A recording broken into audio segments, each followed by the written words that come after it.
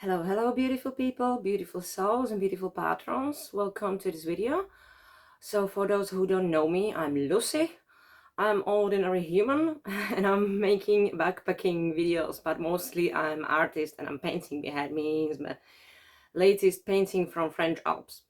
But that's not why we are here today. I decided that this time I will do public this video guide with tips for hiking and traversing Madeira Island on a low budget. Usually I'm doing this video as just a part of my Patreon page where you can subscribe. However, I seen that I was not the only one who has troubles to cross the island, and generally this trip went over my not kind of expectations, but it's something else that I was doing until now. Mostly I'm doing Scotland, Norway. I was in Sweden, Iceland, and more north. I did the French Alps, Italy, Tour de Mont Blanc. But the first time I was in such a environment like is Madeira. It's an island like not any another. So I made this video for everyone who would like to traverse Madeira Island, not maybe the ordinary way, how was the original MIUT trail or the new one. The video is made on the chapters, so you can skip and visit each part you basically interesting. And now let's just crack on. Welcome to Madeira, a small Portuguese island floating in the North Atlantic Ocean just off the northwest coast of Africa. This volcanic island is known for its dramatic landscapes. Rugged cliffs plunge into the sea, and tiny villages cling to steep hillsides, scattered like patches on a green quilt. Driving here is adventure of its own, with winding roads, sharp ups and downs, an impressive network of tunnels cutting through the mountains. But what really draws hikers here are the trails, marked with PR numbers short for Percurso Recomendado or recommended routes. Many of these paths follow levadas, narrow irrigation channels carved into the hillsides, guiding water from the rainy mountains to the dry southern coast. Each PR trail is usually short enough to do as a day hike, but make it easy to explore different corners of the island without carrying heavy gear. Now, there is a trail that crosses the entire island of Madeira. It's known as the MIUT route, the Madeira Island Ultra Trail. But in August 2024, wildfires devastated the central park of the island, and the heart of the trail stayed closed for months until now. For 2025, the MIUT organizers released a new version of the trail. Pico Ruivo is only accessible via the Ilha path or from Achada to Teixeira car park. As for Pico do Aieiro, only the first 1.2 kilometers of the trail is open. The iconic ridge walk between the two peaks is still closed. So I created my own routes. I started at the coast in Porto Moniz and finished at the far eastern peninsula São Lourenço. I avoid the Central Highlands entirely. Or I thought so. I had considered visiting the 25 waterfalls, but it's become overcrowded and a bit overrated. So my plan was going through the north. Although I found the trail through these mountains, if it's not in use, it's not possible at all. There is apparently old roads which can go to Boaventura, where you can come down and climb to Boca Voltas. But I seen on Google that in the tunnel, which is somewhere here, is signed not for pedestrians. The path exists barely, it's overgrown, not maintained, and definitely not recommended. A local hiker who made the journey described missing trail forks, steep descent, and limited visibility due to fog. So the path winds over there. There's no way I would climb that. No way. And this is the easiest one to climb, just to this peak. The route goes all over way around there. So at the end, I created a new route and I skipped entirely this section. People usually taking the classic funnel route. I decided to follow Levada Ribeira da Janela because the camping designated area at the Funnel Forest was fully booked. On this levada, the only problem for me was that on this levada was altogether 7 tunnels, with the last one walk through over 30 minutes, and I was aware of the crack in the middle of the tunnel. I'm a slightly claustrophobic, so after deep research I found that there exists the bypass who will connect me to the Galhano Trail with very steep ascent to altitude 1200 meters, where was my campsite. Unfortunately, more than an and a half way after crossing first tunnel, it started really badly raining and falling hail.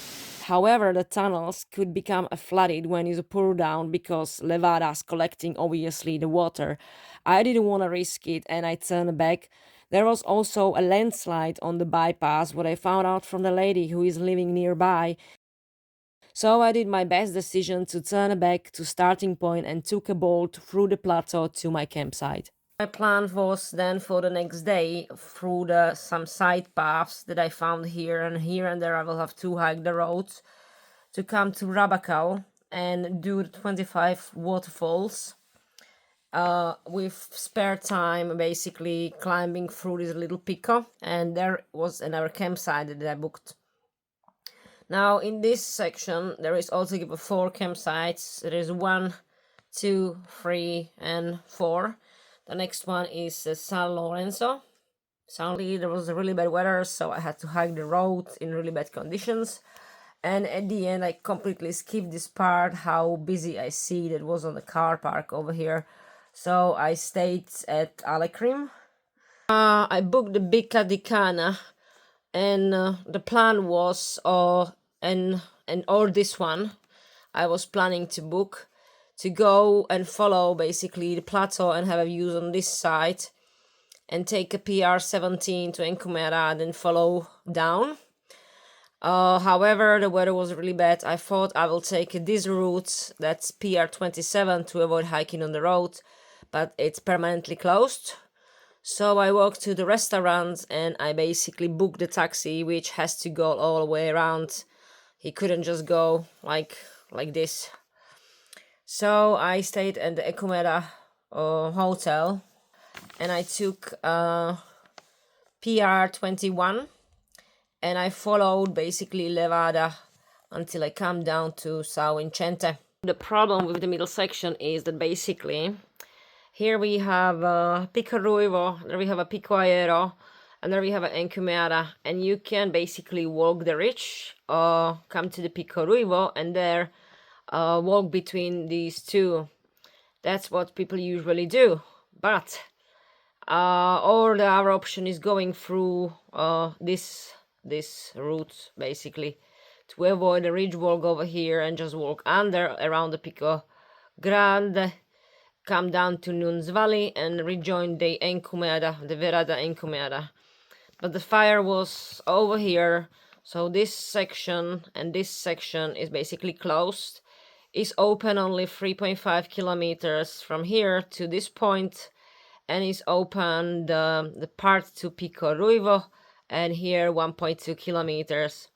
There is no another way or possible in like normal time to come basically from this point to a next campsite, which is basically Boca Voltas is over here, and there we have Ribeiro Frio, Poiso and Chao Ferreitas where I was. Instead of doing this trail, I decided to go to Vicente, took the bolt, and because someone said that there have been landslides on this side and it was more steep, I decided to go from this side. The plan was then go basically down to Ilha and take the Ilha path to Ruivo, and my next camping was at Pico Pedras over here. You can camp also on the summit, but it was fully booked. However, the weather window, as I mentioned, it would take me so long to come up here and I will come in the rain. I basically took a bolt all the way around to take me to the start of PR 1.2 and I climb Pico Ruivo and I come back to my campsite. So basically I will just wanted to see Pico Aero. My campsite was over here and there was no another trail, just the road, which I will have to walk from Pico Pedras to this point. I decided that I book the taxi which took me to Pico Ruivo for Pico Aero, For the sunrise, I did that little open bit, and I basically descend through the side paths, which some of them are again not in a use. So one which I was trying to take was here, that one was overgrown, and another one was here. So I have to walk like somehow around. It was more up and down and slightly downhill because I was descending still like 600 meters down, only to Chauferetas over here, second part of the island basically, where we come to the peninsula. The marking of the trails, it's basically divided between the PR routes, which will come later, but they are usually marked as the red and yellow wooden signs, and the side trails, which are not very often used, are marked as the white and the red. But as I said, I was using this map. It's a durable plastic map. I was plotting my routes via Hiker app and using several weather forecasts. Getting to Madeira is straightforward. Fly into the Cristiano Ronaldo International Airport just outside of Funchal. From the airport, you can catch the Aerobus, which runs every 30 minutes and takes about 30 to 35 minutes to reach the city center. Once in Funchal, I recommend starting your hike from Porto Moniz. Heading eastwards offers progressively more dramatic views, culminating at the São Lourenço Peninsula. To get to Porto Moniz, you have a few options. By bus, the Rodoeste bus, number 80, departs from Avenida do Mar at 10 a.m. daily. The journey takes around 2 hours and 40 minutes. Taxi, which I use, this company, and I book it advance by email. Then another option is a Bolt. While Bolt operates in Madeira, which is a kind of Uber, availability can be limited, especially outside Funchal. Now there's a few options when you arrive to Madeira. You can get some nice cheap accommodation at the Funchal or Santa Cruz and head on the trail for the next day. This will give you opportunity to get gas, which by the way I will mention in the next chapter where you can get in which shop, because when I arrived Decathlon was sold out, and it's not like you walking in Funchal from on a road straight to another shop.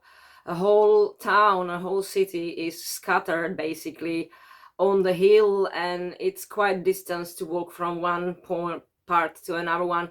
So I recommend you to check this with the shops ahead if they have a gas that you need, or if you additionally need something, you might meet someone who is finishing the trail and give you the leftover gas. Generally, Funchal is a very beautiful town and it's lots to do there and explore, so it depends on your own itinerary of the trip if you have extra days for exploring the cities and city and villages around. Wild camping on Madeira is strictly prohibited, but there are official sites, and for each one you need to apply for a permit in advance. The good news is you can do it alone online and on one page. There is an interactive map. You click on the campsite, see what it looks like, and read about what's available like water or picnic tables. Some campsites do have water, but I always carry it backup just in case. Madeira also offers a few mountain huts and hotels along the trails, but I was doing low budget, so I can't tell you much about it. Further along in Encomiada, you'll find Encomiada Hotel, a comfortable spot with meals and warm beds. I used this option for the 0 day where it was the red warning, and it was absolutely not safe to be outside. I was drenched, wet and cold, so I booked this room ahead only night before, and there was still enough availability.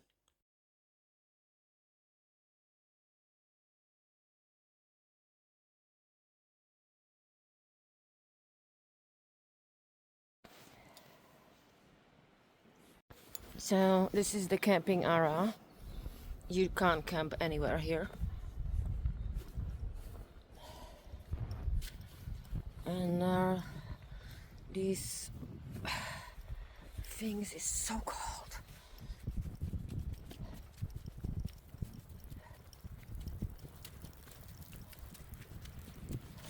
And there are also toilets, and they're so clean too.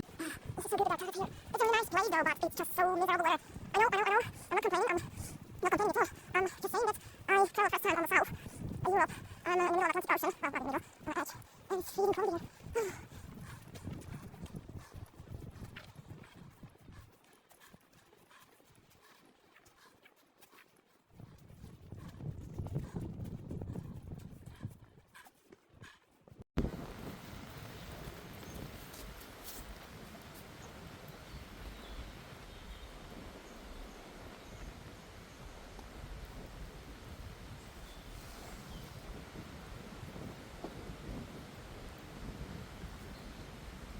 So here is the campsite, campsite, the designated area, and this is the path that I would come if I get drop off at Boaventura. Yeah, there is a water, it's a shade where you can do the barbecue, and that's a campsite. I pitched a tent there because I wanted to have a view from my doors, but it's so lovely under the trees too. So whole campsite is made of like a terrace, and I'm on the almost last one. This is the last terrace for camping, and each terrace has a water. I like this one, but it's close to the road. I wouldn't pitch that tent over there because it's water running. So this is the terrace where I am. Oh, this tree is beautiful. And what is good, each section has the water. So then, this is the third one from the bottom, with a little house to make a barbecue. That's my lovely neighbors. And this is the first terrace, where is basically the entrance, where is the entrance over there. And I believe you can pitch the tent here, I wouldn't. Let's have a look over here.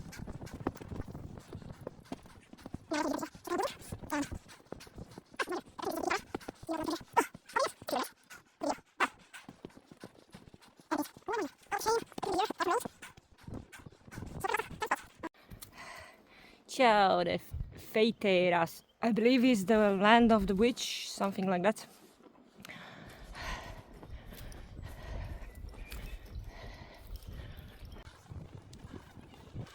This is nice. So much fun, I can see anything.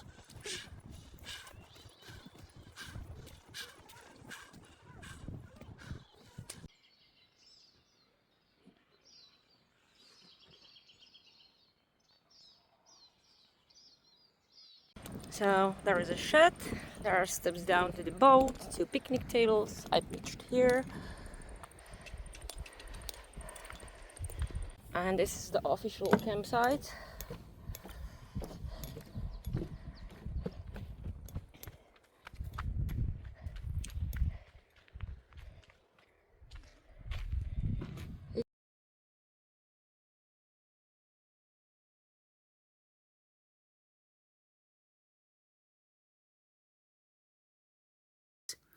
Another change this year, some trails are now classified and require a small fee. You can check this list online, see which ones are open and how far they go. In a very bad weather condition might happen that all trails closed, so please keep eye on this and check in the case you see that the bad weather is coming if the trails are open, because it can be very dangerous. There was recently lots of deaths and falls. Stay safe on the trail. Water in Madeira is generally safe to drink, especially from the taps and towns, campsites, and a restaurant. There is a tap, as I said, almost in each campsite. Some of them, like Alecrim, don't have. Some campsites, as I mentioned, had non-functional taps. During my trip, for instance, in the Chao Ferreitas, while levadas are channels, they look tempting, but it's better to avoid drinking directly as long you don't do a filtration. At the Ribeira Alecrim, there is no water source, just the little stream that I would suggest is better to filter the. On a PR8 trail at Ponta de São Lourenço, there's no water available along the route. However, at the trailhead is a van often sells drinks, snacks, and stuff. There is also Casa do Sardina, a sardine house at the end of the trail, which sells water and some snacks, but it was closed at the time when I arrived. In Porta Cruz, I took a detour to a small cafe where they serve the sandwiches and a coffee. It's a great spot to rest, recharge your devices, and stock up on missing supplies. I had memorable meals at the Alecrim restaurant at the pizzeria in São Vicente. Both offered delicious food and reasonable price with friendly service. At the Pico do Aguero, there's a snack bar and a gift shop where you can grab hot food and the famous pastel de nata. Poiso Hut is another excellent stop. It's a charming restaurant serving traditional Madeira's dishes like. Lastly, in Santa Cruz, near the beach, there's a delightful gift shop and a beachfront restaurant where I had my final meal. The area also offers beach showers, perfect for refreshing after your hike. Now in this section, what to pack, I have to point that I'm doing the trips low budget, so I really did try to pack the food for whole 8 days, and I didn't expect the food is gonna be that cheap. So this is according your own needs and preferences, what suits you, but these things what I point in this chapter are things that you shouldn't really forget on this trip. My base weight was around 12 kilo, and then included about a 3 kilo just for the drone gear, phone, tripods, remoter, solar panel, and a charger. The next being my toiletry and my first aid kit with sunscreen. There is missing repellent for mosquitoes, wipes, medication, toothpaste, toothbrush, and the cream. Repair kit for my tent and emergency BB bag, which can save my life. Secondly is the head torch, trowel, and the pump which serves like a light. My cooking system with main pot for the food, then for the hot water with lid so the water boils faster, stove, collapsible bottle water for the water that I can take to my tent, drinking water, filter system, and my mug. Now the weather, it can change fast, really fast. Up in the mountains it's dropped to 5 degrees with wind and clouds. And then just a few hours later I'll be walking through 30 degrees sun by coast, so layering is the key. Super cold, it's snowing. Bring a down jacket and a warm sleeping bag, especially if you are camping high. And definitely waterproofs. When it rains in Madeira, it pours. I used a tent that could handle strong winds and heavy rain, and it was tested. It held up great, but make sure your tent is sturdy and waterproof, and might be mind of where you pitch your tent because it might get flooded. I had to several times dig the ditch around my tent in my camping in Ribeira Alecrim. Pack warm clothes and gloves too, especially for the windy plateau. And whatever you do, don't forget on head torch. Some tunnels are completely dark and you'll absolutely need it. Plus, if you get caught hiking later than planned, it's a lifesaver. Bring sunscreen and sunglasses. The UV can be strong, especially by the beach, when the temperature went again up. I also carried a tick remover because I heard that there is lots of ticks, so I was wearing long trousers with trail gaiters. Don't forget a European plug adapter. Madeira uses the standard EUC type. And your shoes, they need a good grip. The trail can be muddy, rocky, and slippery. Hello. See these red patches of the soil. This calls Madeira ice. It's really like a layer of the ice. Red stuff is absolute nightmare. It's so slippery. It's just going down. Phone coverage and the signal on the trail is pretty good. I have signal most of the time, a connection, reception, or whatever you name it. I didn't buy any special SIM card. I use my own SIM card from my operator, which is Sky from UK. And I was using roaming because mostly I was using just data, which are the same. So I was not worried about that. There is no reception on PR 1.2 from the car park to Pico Ruivo. And there is no reception on the beginning of PR 8. If you would like to pay the fee for the classified PR8 Sao Lourenço and scan the barcode, you can, but there is a gentleman on the entrance who is checking the tickets. There is a guy with the car machine where you can just basically pay the necessary fee. I would still recommend you to carry a Garmin navigation system, the InReach, because you never know what can happen to you. You can fall, sleep, someone else might need help, your phone can die, you can still get the navigation from it, and mostly If you take some off trails, you can get very easily lost in the fog on the plateau, because between those bushes everything looks like a trail, especially on those which are not in use. Madeira is using euro, and there are cash points on most of the places in Funchal. I withdraw some cash for the taxis at the airport, because the taxis you can pay by cash. Well, on the website it says that you can pay by card, but I had 2 times a problem pay by card, so the taxi driver has to drop me nearby cash point. So it's better to carry cash for the taxi drivers. Also, the small villages and rural areas prefer to pay by cash. Obviously, cash is the king. So carry, I don't know, maybe 200 euro in the cash just in case. Bolt is paid through the app, and yeah, it's really appreciated if you leave the tip. I left 10%, if more, if not higher, on the places where I was eating. The same, I tipped the Bolt drivers. The official language is Portuguese, but most of the people speak English, especially at hotels, restaurants, taxis, and the Bolt drivers. It's not always perfect, but it's enough to well get in with people. But it's really appreciated and polite if you learn some basic phrases like bom dia, obrigado, or at least how to say how to get there or from there. It's nice and polite and respectful to locals. You might spot cows or ponies on the plateau, especially.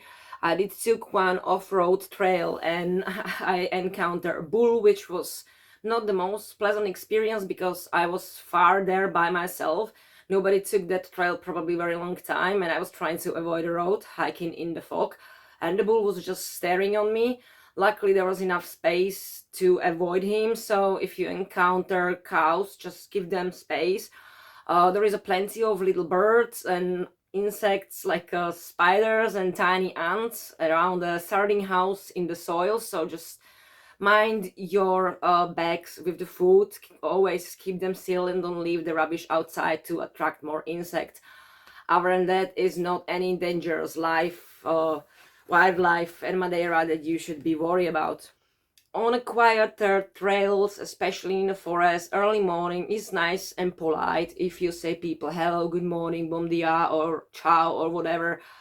The same if you are on a narrow path, give away to group of the people, or if someone gives you away, say thank you or obrigada. Don't push yourself through tiny spaces, especially on like places is Pico Ruivo or Pico Aeron, Stairway to Heaven. Always give away to the people who coming exactly at the narrow path. Wait until they descend and then you take your way up. Don't just push yourself around someone who is slower because you are in a hurry. Despite there is a fence, it's still exposed reach and someone can lose the. Leave no trace, respect the environment. If you need emergency poo, please don't do it on the trails, in the tunnels, or next to the trails. Found a quiet spot in the forest, dig a cut hole 6-inch jeeps, do what you need and bury it. Don't leave the napkins around the designated camping areas, just take them with you, it doesn't look nice. There was a hole between the rocks around the sardine house filled up with human waste, which was fermenting on the sun, and it stinks. It was not really nice. So if you need to do your need, just please bury it and far from the water source. Leave no trace. Madeira is beautiful but wild. Plans will change, and that's okay. We had a red warning for the rain, fallen trees, and high winds. Hiking in dense fog or slippery trails felt unsafe, so I used the Bolt to skip risky section and focus on what really matters, and that's experience. Sometimes a short weather window opened up, and I used the roads to reach the trailhead just in time to catch the view. Don't take no paths, some are overgrown, unused, or hard to follow. This is the path! I don't know where I am!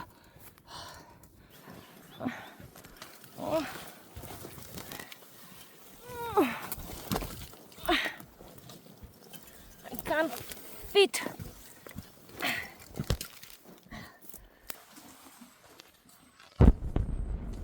so I'm again on an existing path. Always look for the official PR trail signs or white and red markings on wood pillars or rocks. Parking is a nightmare. I recommend using Bolt instead of renting car. It's just easier and you avoid blocking narrow mountain roads. Some trails like 25 Waterfalls or PR1 are very popular. So if you want a quiet time, go early morning or just before sunset. So you can come here and then you can take a boat tour. This is the pricing. And whale and dolphin watching or snorkeling. I realized very quickly after first day that I can't do much kilometers if I want to see a Madeira, and whoever I met on a trail did the same thing, that they skipped few sections using a Bolt, and I finally go just with the flow and just keep repeating. I just keep repeating myself. If there is a foggy when you come to the summit of Pico Ayero, just wait a couple of minutes. Don't think if it's worth of it to go up and wait for the sunrise. Maybe it will clear up. It might clear up, maybe only for the 10 seconds, but I can guarantee you that the 10 seconds of the views are definitely worth of it. Nobody knows when the middle section will open. I spoke with the taxi driver and he said that they might open in August. If you bump to this video before then and the middle section is still closed and you're asking yourself, is it still worth to do the traverse? Absolutely. There is nothing better than wake up in the forest exploring this island on the foot or with occasional Bolt. The weather may test you, the mud might try to take your shoes, but when the clouds clear even for the 10 seconds and the then sun hits those cliffs or levadas, it's magic. So go, prepared, be flexible, follow the markings, follow the rhyme, and as a Russell would say, respect the locals, respect the land, take only memories, leave only footprints. Have a great life.